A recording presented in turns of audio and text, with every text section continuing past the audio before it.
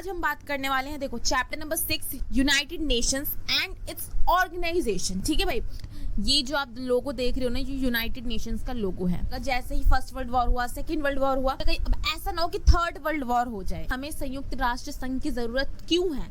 We will discuss about संयुक्त राष्ट्र संघ की कई एजेंसीज हैं, कई ब्रांचेस हैं ना जो वर्ल्ड लेवल पे काम कर रही हैं। ठीक, ILO की फुल फॉर्म होती है इंटरनेशनल लेबर ऑर्गेनाइजेशन। कुछ यहाँ पे हमारे ऑब्जेक्शन उठते हैं कि भाई अगर संयुक्त राष्ट्र संघ नहीं होगा तो बहुत सी प्रॉब्लम्स हो सकती हैं, चैलेंजेस आ सकते हैं देशों के सामने। Hello everyone and welcome to my channel the wings of brain and this is पूजा।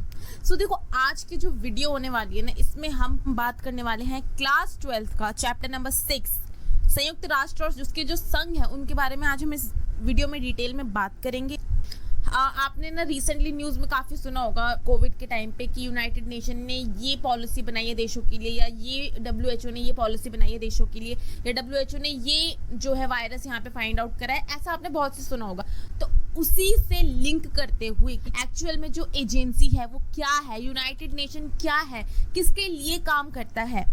देखो, वर्ल्ड में ना 195 कंट्रीज है। अगर ये सारी कंट्रीज अपने लिए काम करें, अपनी जो कंट्रीज के सिटीजन्स हैं इनके लिए अगर ये काम करें, प्रॉपर रूल्स बनाए, रेगुलेशंस बनाए, इनकी हेल्थ का ख्याल रखें, इनके एजुकेशन का ध्यान रखें, तो भाई किसी ऑर्गेनाइजेशन को बीच में आने की जरूरत नहीं। लेकिन देखो भाई, कुछ ना मुद्दे ऐसे होते हैं, कुछ टॉपिक्स ऐसे होते हैं जहाँ पर भाई हमें एक इंटरनेशनल ऑर्गेनाइजेशन की जरूरत पड़ती ही पड़ती है। अब वो कैसे पड़ती है अब आपको यहाँ पे समझ में आएगा। फर्स्ट वर्ल्ड वॉर में हम सबको पता है 1914 टू 1918 के बीच में क्या होता है, फर्स्ट वर्ल्ड वॉर होता है। ठीक है, अब ये क्यों हुआ? क्योंकि उस टाइम पे कोई भी इंटरनेशनल ऑर्गेनाइजेशन नहीं था जो कि देशों के बीच में भाई एक अच्छे से सुलह कराए कि भाई देखो तुम इस झगड़े को ना एक वॉर तक मत ले जाओ। उस टाइम पे कोई ऐसा इंटरनेशनल ऑर्गेनाइजेशन नहीं था जो वहाँ पे उन्हें मंच दे सके कि आओ सारी कंट्रीज तुम यहाँ पर आके बैठो और तुम्हारे पास जो भी मुद्दे हैं उनको तुम यहाँ बैठ के सॉल्व करो। तो उस टाइम पे ऐसा कुछ नहीं था इंटरनेशनल ऑर्गेनाइजेशन जैसा। तो इस टाइम पे क्या होता है, फर्स्ट वर्ल्ड वॉर हो जाता है। और वी ऑल नो, देखो फर्स्ट वर्ल्ड वॉर होता है ना तो बहुत से सिटीजन्स की इसमें जान जाती है। जो मासूम लोग होते हैं, इनोसेंट पीपल होते हैं, उनकी भी इसमें जान जाती है।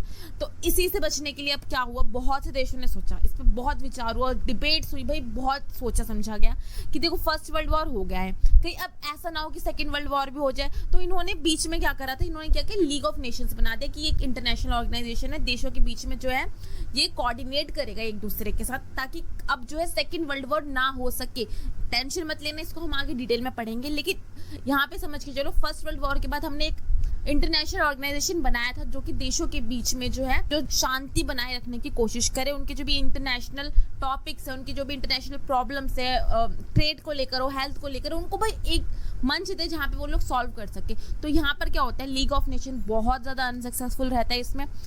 और फाइनली देखो सेकेंड वर्ल्ड वॉर हो जाता है 1939 से 1945 के बीच में। तो ये अनसक्सेसफुल रहता है इंटरनेशनल ऑर्गेनाइजेशन। और इसी के बाद मैं आपको बताऊं तो आपका चैप्टर यहाँ से शुरू होता है कि देखो कोल्ड वॉर शुरू होता है यहाँ पे अमेरिका के बीच में और अमेरिका और सोवियत संघ के बीच में। तो इसी के साथ क्या होने लगा, जैसे ही फर्स्ट वर्ल्ड वॉर हुआ, सेकंड वर्ल्ड वॉर हुआ, तो भाई यहाँ पे सेकंड वर्ल्ड वॉर के बाद अब लोगों को लगने लगा, देखो लीग ऑफ नेशन अनसक्सेसफुल रहा है, कोल्ड वॉर शुरू हो चुका है, कहीं अब ऐसा ना हो कि थर्ड वर्ल्ड वॉर हो जाए। नहीं भाई, अब हमें थर्ड वर्ल्ड वॉर नहीं चाहिए। इसी से क्या होता है, हमने एक इंटरनेशनल ऑर्गेनाइजेशन की स्थापना कर दी। तो इस टाइम पे कई चैलेंजेस होते हैं कंट्रीज के सामने, जैसे कि न्यू सेंटर्स ऑफ पावर, हमने चैप्टर भी पढ़ा है, लास्ट चैप्टर वही मैं आपको पढ़ने के लिए कह रही हूँ। ठीक है, देखो नए सेंटर्स उभरते हैं, इंडिया, चाइना, यूरोपियन यूनियन, ठीक है, इजराइल, रशिया आदि सब उभरते हैं, अमेरिका के लिए चैलेंज बन जाते हैं। ठीक है, विश्व में कई चुनौतियां उभरती हैं, इंटरनेशनली बहुत सी प्रॉब्लम्स आती हैं कि देशों के बीच में कहीं ट्रेड को लेके प्रॉब्लम हो रही है, तो कहीं देशों के बीच में कोई न्यूक्लियर बॉम्ब है उसको लेके प्रॉब्लम हो रही है। तो ऐसे बहुत सी चुनौतियां आती है देशों के सामने। अमेरिका भाई USSR के डिसइंटीग्रेशन के बाद अमेरिका वर्ल्ड में सबसे ज्यादा पावरफुल बचता है। ठीक है, तो अमेरिका की जो पावर है, हेजेमनी है, उसको भी चैलेंज करना है हमें। तो नाउ हमें एक ऐसे संगठन की आवश्यकता महसूस हुई जो कि वैश्विक स्तर की जो समस्याएं हैं ना भाई, इंटरनेशनली जो भी प्रॉब्लम है जिसको निपटाना, भाई एक कंट्री या एक से दो कंट्री के बीच की बात नहीं है, उन समस्याओं को समाधान कर सके एक ऐसे संगठन की हमें आवश्यकता महसूस हुई। इससे पहले मैंने आपको जो इसके पहले के चैप्टर्स हैं, न्यू सेंटर्स ऑफ पावर और कंटेम्प्रेरी साउथ एशिया, जो चैप्टर्स है इसको मैंने आपको बहुत अच्छे से डिटेल में एक्सप्लेन करके वीडियो में समझाया हुआ है। देखो जो आपके सीनियर्स थे लास्ट ईयर के, उनके लिए वो वीडियो काफ़ी ज़्यादा बेनिफिशियल रही है। सो आई रेकमेंड यू इस वीडियो को देखने के बाद आप उन वीडियोस को भी जरूर देखना, सो दैट आपकी जो एक प्रॉपर अंडरस्टैंडिंग है चैप्टर को लेकर, आपको बहुत अच्छे से वो चैप्टर जो है अच्छे से समझ में आ जाएगा। एक डिस्क्रिप्शन बॉक्स में उसका लिंक दे दूंगी, सो डोंट वरी उसके लिए। अब इसी के साथ हमने, जैसे मैंने आपको जो चैप्टर है आपकी बुक में जो भी टॉपिक्स है उसको लिंक करके बताया कि उस टाइम पे क्या क्या चैलेंजेस हुए, तो इसी के थ्रू अब क्या होता है, संयुक्त राष्ट्र संघ यानी कि यूनाइटेड नेशंस ऑफ ऑर्गेनाइजेशन का यहाँ पे विकास, इसकी स्टैब्लिशमेंट शुरू हो जाती है। तो देखो, फर्स्ट वर्ल्ड वॉर के बाद मैंने आपको पहले ही बताया था, फर्स्ट वर्ल्ड वॉर के बाद लीग ऑफ नेशंस बना दिया जाता है। ठीक है, लीग ऑफ नेशंस क्यों बनाया जाता है? इसलिए बनाया जाता है कि भाई अब सेकेंड वर्ल्ड वॉर ना हो जाए। लेकिन लीग ऑफ नेशंस भाई जो सेकेंड वर्ल्ड वॉर है उसको रोक पाने में भाई असफल रहा है, अनसक्सेसफुल रहा। इसके बाद क्या होता है, दूसरे विश्व युद्ध के बाद अंतर्राष्ट्रीय शांति को स्थापित करने के लिए यूनाइटेड नेशंस ऑफ ऑर्गेनाइजेशन की यहाँ पे स्थापना कर दी जाती है। लीग ऑफ नेशन के एक सक्सेसर के रूप में हमने यूनाइटेड नेशंस को बनाया। ठीक है, इस पे 51 कंट्रीज ने उस टाइम पे संयुक्त राष्ट्र संघ का जो एक एग्रीमेंट है ना, संयुक्त राष्ट्र संघ को बनाने के लिए, एस्टैब्लिशमेंट के लिए उस पर सिग्नेचर करा था और finally United Nations of organisation की स्थापना हो गई। भारत इसके संस्थापक देशों में शामिल था।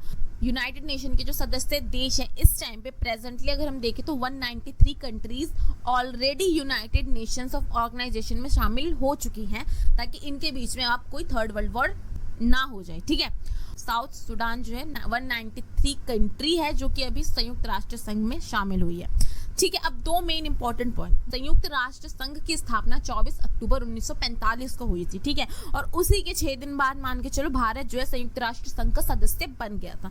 तो यहाँ से हमने पूरा स्टैब्लिशमेंट पढ़ा है कि भाई संयुक्त राष्ट्र संघ किसके सक्सेसर के रूप में जो है बना था। ठीक है, संयुक्त राष्ट्र संघ है उसकी स्थापना 24 अक्टूबर 1945 को हो गई थी। भारत है संयुक्त राष्ट्र संघ में 30 अक्टूबर 1945 को शामिल हुआ था।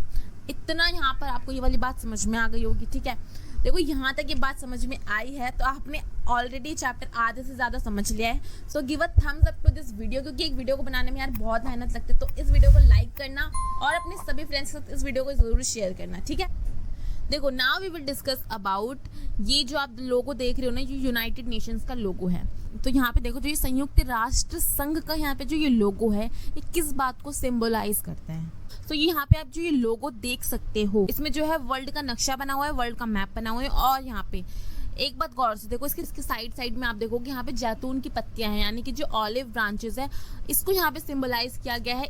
इस लोगो से क्या सिंबलाइज होता है वर्ल्ड में, क्या मैसेज जाता है वर्ल्ड की कंट्रीज पे, हमें जो है अंतर्राष्ट्रीय शांति बना के रखना है। ये जो नक्शा है, ये जो लोगो है, ये वर्ल्ड पीस को सिंबलाइज करता है। सो यहाँ पे ज्यादा कुछ नहीं है, बस आपको ये समझ लेना है कि जो यहाँ पे यूनाइटेड नेशंस का लोगो है किस बात को सिंबलाइज करता है। ठीक है, नेक्स्ट अब हम बात करेंगे एक बहुत इंपॉर्टेंट टॉपिक के ऊपर। अब हमने पढ़ लिया कि भाई देखो यूनाइटेड नेशंस जो है वो बन गया था। ठीक है, अब इसको थोड़ा सा हम डिस्कस करेंगे डिटेल में।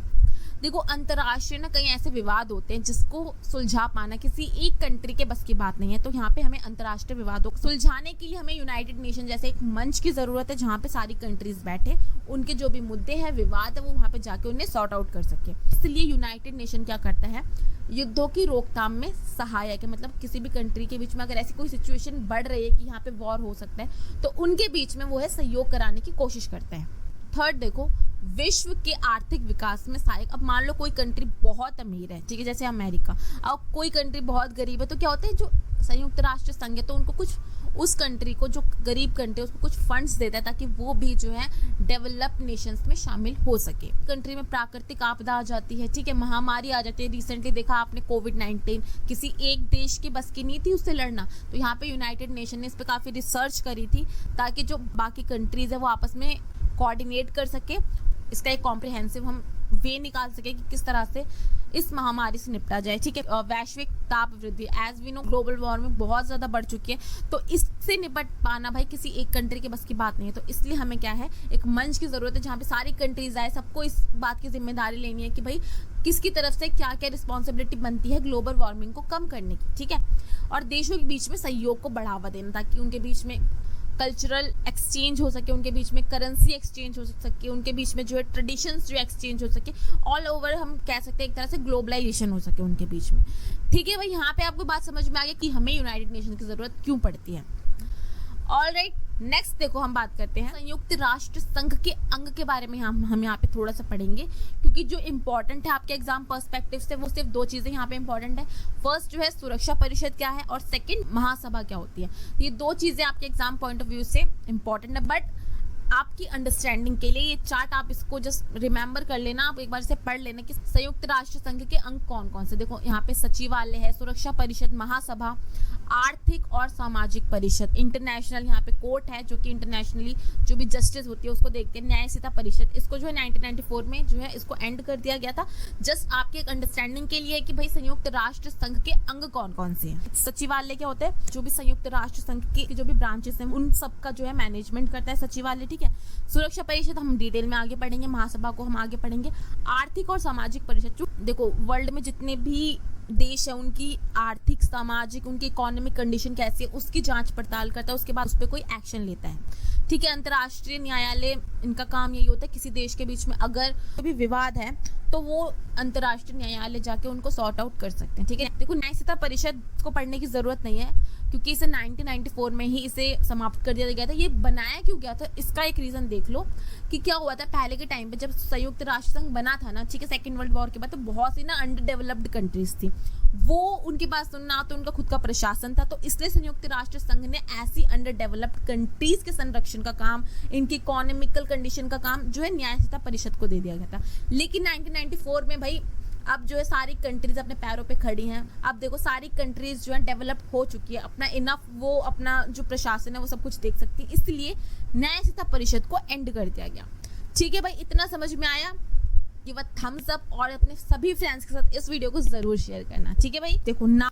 वी विल डिस्कस अबाउट संयुक्त राष्ट्र संघ की कई एजेंसीज हैं, कई ब्रांचेस है ना जो वर्ल्ड लेवल पे काम कर रही हैं, ठीक। Now we will discuss about general assembly and security council, इसके बारे में अब हम डिटेल में बात करेंगे। देखो महासभा क्या होती है, इसे हम जनरल असेंबली भी कहते हैं। ये क्या है, सुप्रीम ऑर्गन है संयुक्त राष्ट्र संघ का। महासभा में संयुक्त राष्ट्र संघ के सभी सदस्य देश जो है शामिल है, जिसके बारे में हमने अभी पढ़ा है। 193 कंट्रीज है, ठीक है।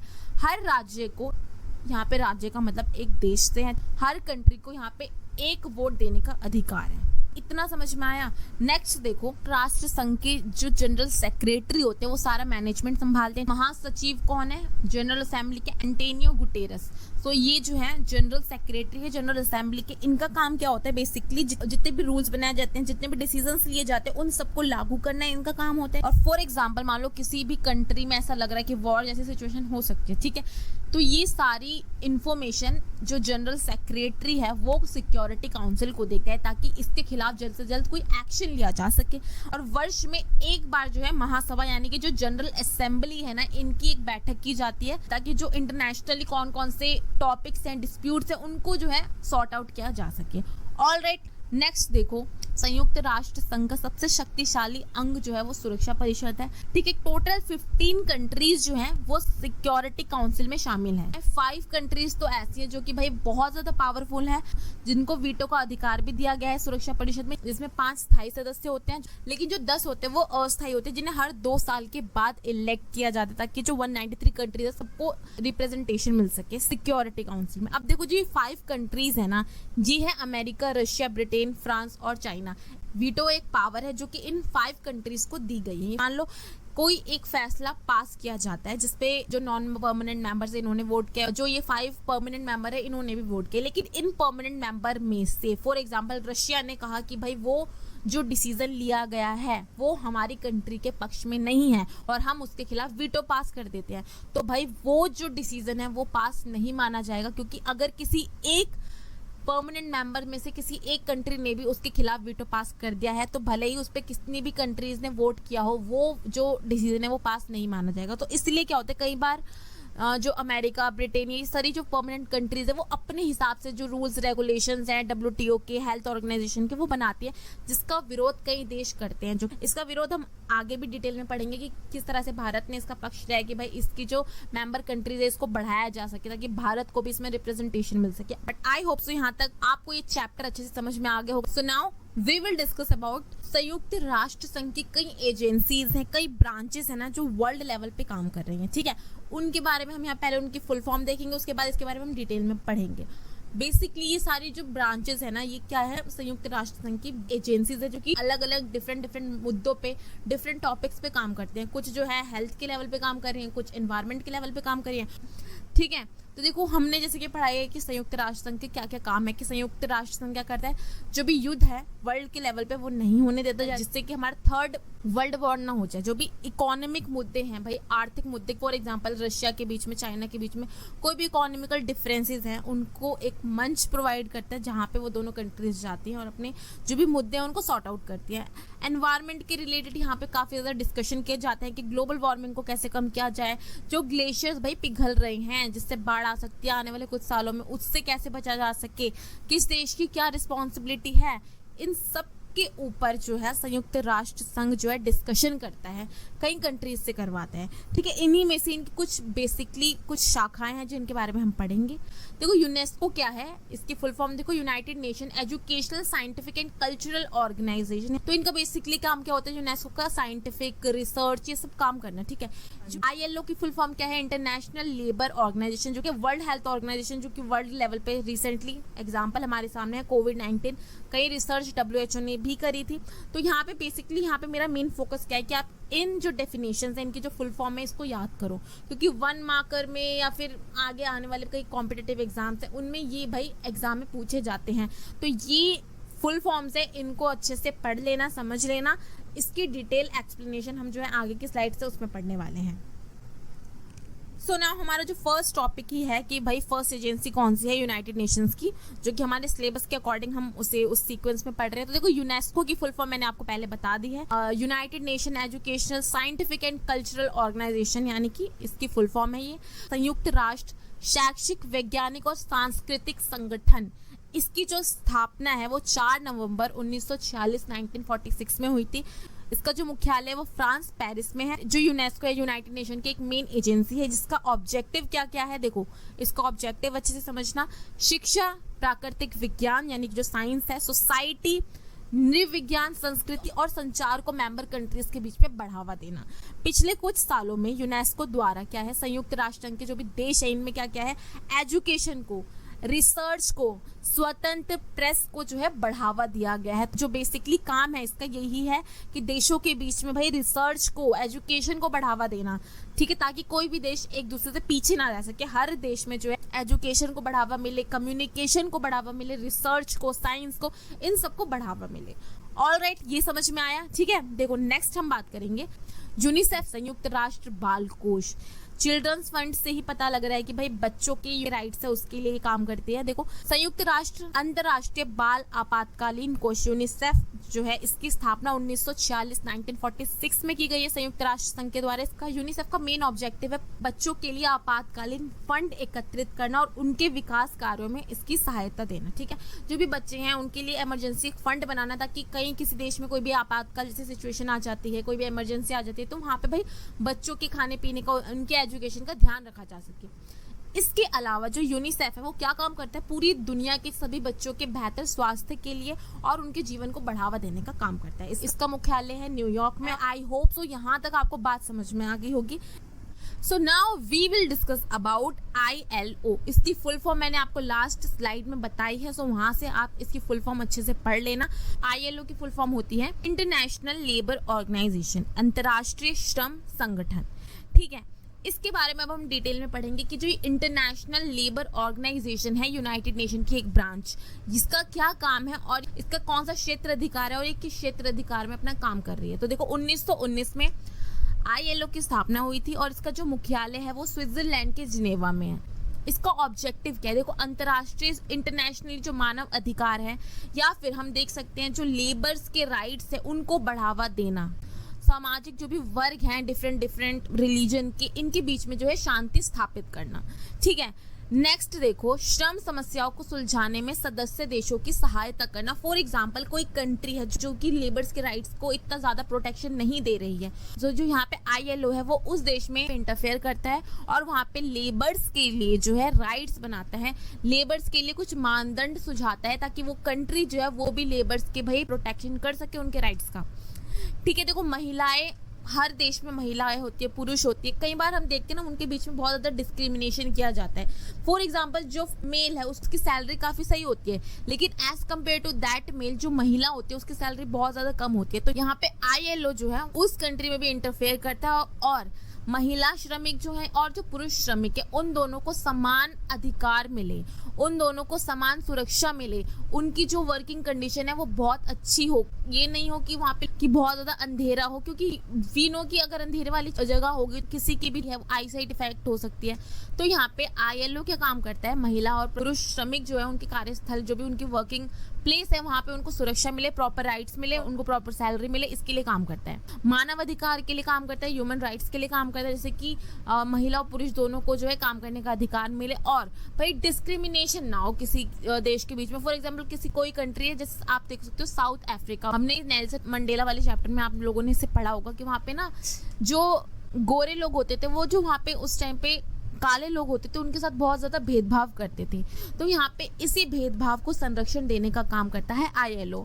बाल श्रम के लिए कानून बनाता है, यानी कि किसी भी बच्चे के साथ कोई भी डिस्क्रिमिनेशन ना हो या फिर उसको किसी ऐसी फैक्ट्री में काम ना करना पड़े जहाँ पे उसकी जान को खतरा हो सकता है। तो इन सब उद्देश्यों को पूरा करता है ILO। सो आई रियली होप सो ये वाला टॉपिक आपको बहुत अच्छे से समझ में आ गया होगा।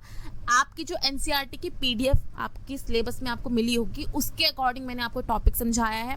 सो give a thumbs up to this video अगर आपको एक टॉपिक अच्छे से समझ में आ गया है। तो next we will discuss about WHO, विश्व स्वास्थ्य संगठन। देखो नाम से पता लग रहा है कि जो WHO है यूनाइटेड नेशन की एक एजेंसी, ये क्या करती है, जो भी वर्ल्ड लेवल पे कंट्रीज है उनको जो है हेल्थ के प्रति जो है जागरूक करती है। देखो इसकी स्थापना हुई थी 1948 में और इसका मुख्यालय है स्विट्जरलैंड के जिनेवा में। अब देखो यहाँ पे मैंने आपको हर जो टॉपिक है उसमें मैंने आपको इनका मुख्यालय बताया है, इनकी एस्टैब्लिशमेंट डेट बताई है। तो आपको ना ये एस्टैब्लिशमेंट डेट और ये मुख्यालय इनको अच्छे से याद कर लेना है, ठीक है, क्योंकि एग्जाम में भाई अगर आपको पूछ लिया जाए आपसे कि WHO क्या है, यूनेस्को क्या है या ILO क्या है, तो अगर आप ये पॉइंट्स भाई प्रॉपर लिख के आओगे तो भाई बहुत अच्छे मार्क्स आएंगे आपके, ठीक है।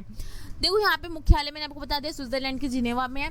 इसका उद्देश्य भाई WHO किन ऑब्जेक्टिव्स को जो है फुलफिल करता है। तो देखो ये एक हेल्थ एजेंसी है जिसका काम दुनिया भर में स्वास्थ्य समस्याओं पर नजर रखना और उन्हें सुलझाने में मदद करना है। रिसेंटली कोविड का एग्जाम्पल देख लो, क्योंकि इससे अच्छा एग्जाम्पल नहीं हो सकता इस टॉपिक को समझने के लिए। देखो कोविड का क्या था कि एक देश के बस की बात नहीं थी उसको उससे निपटना, उसे सुलझाना, क्योंकि ये ना पीपल टू पीपल स्प्रेड हो रहा था।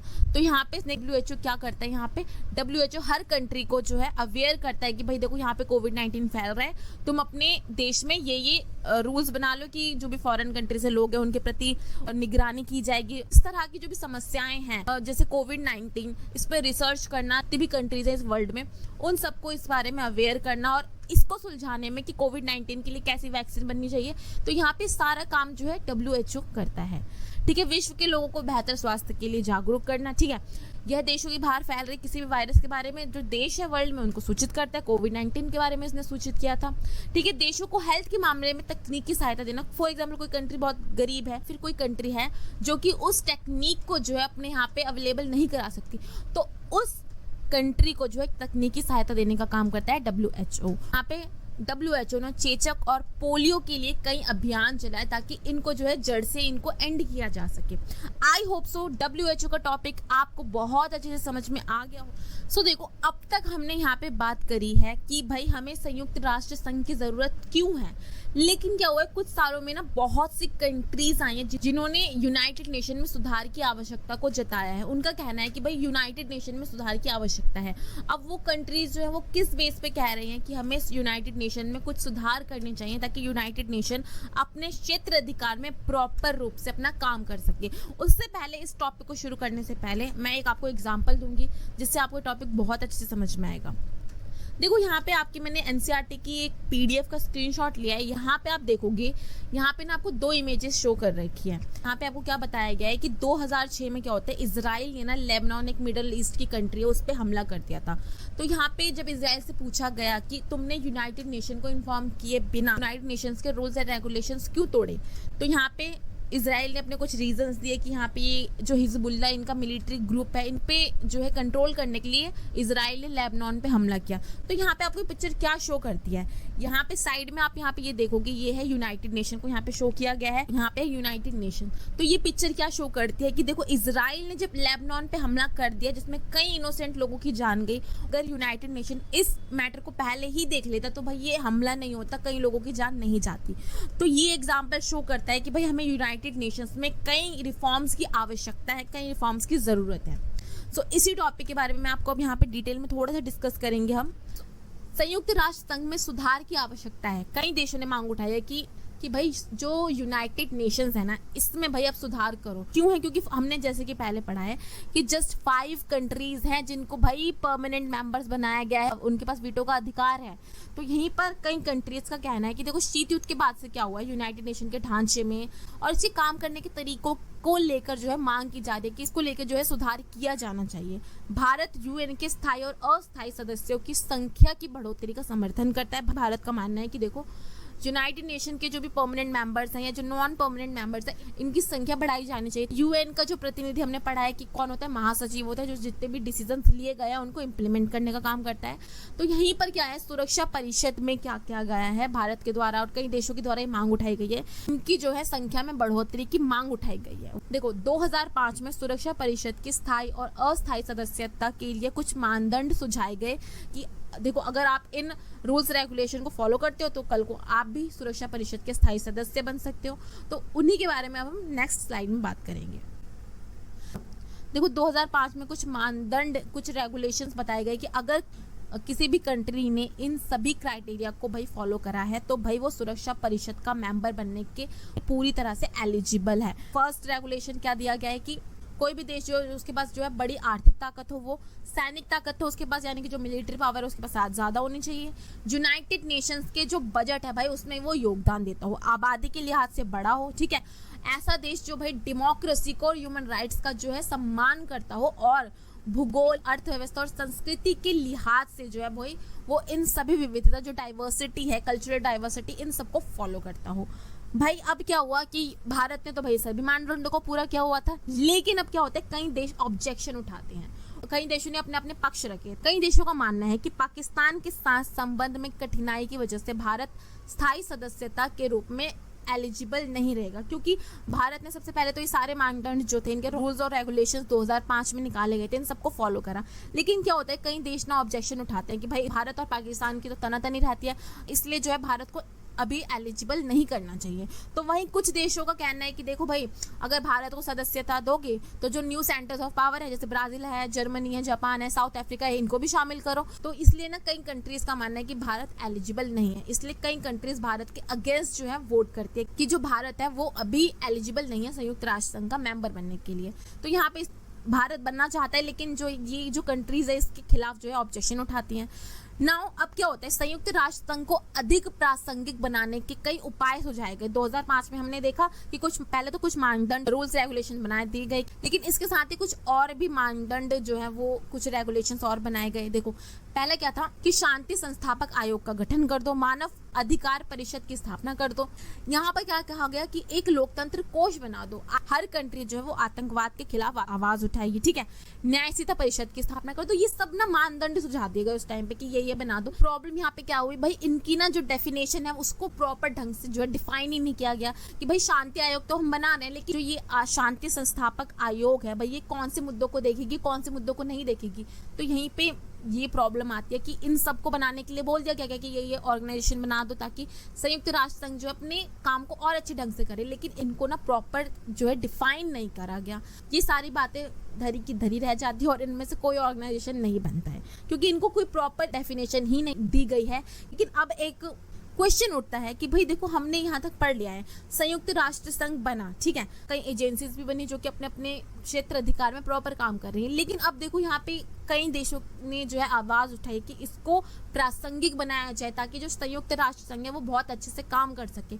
लेकिन कई देशों का मानना है कि भाई संयुक्त राष्ट्र संघ को ही एंड कर दो क्योंकि जो है संयुक्त राष्ट्र संघ अपनी क्षेत्र अधिकार में प्रॉपर तरीके से काम नहीं कर रहा। तो कुछ यहाँ पे हमारे ऑब्जेक्शन उठते हैं कि भाई अगर संयुक्त राष्ट्र संघ नहीं होगा तो बहुत सी प्रॉब्लम्स हो सकती हैं, चैलेंजेस आ सकते हैं देशों के सामने।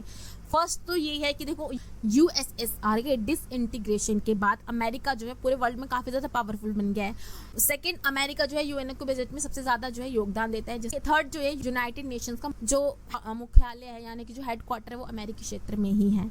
तो यहाँ पे क्या होता है, कई बार ये देखा जाता है कि जो अमेरिका है वो यूनाइटेड नेशंस पे अपनी पावर को थोपने की कोशिश करता है। लेकिन देखो भले ही ये सारे पॉइंट्स जो हैं अगेंस्ट जो संयुक्त राष्ट्र संघ के, लेकिन भले ही अमेरिका पे पूर्ण रूप से प्रॉपर इस पे जो है रोक नहीं लगाया जा सकता अमेरिकन नीति इस पे, लेकिन संयुक्त राष्ट्र संघ ही एक ऐसा मंच है जहां पे अमेरिकन नीतियां जो है, इसकी जो पॉलिसीज है, इनको जो है चैलेंज किया जा सकता है।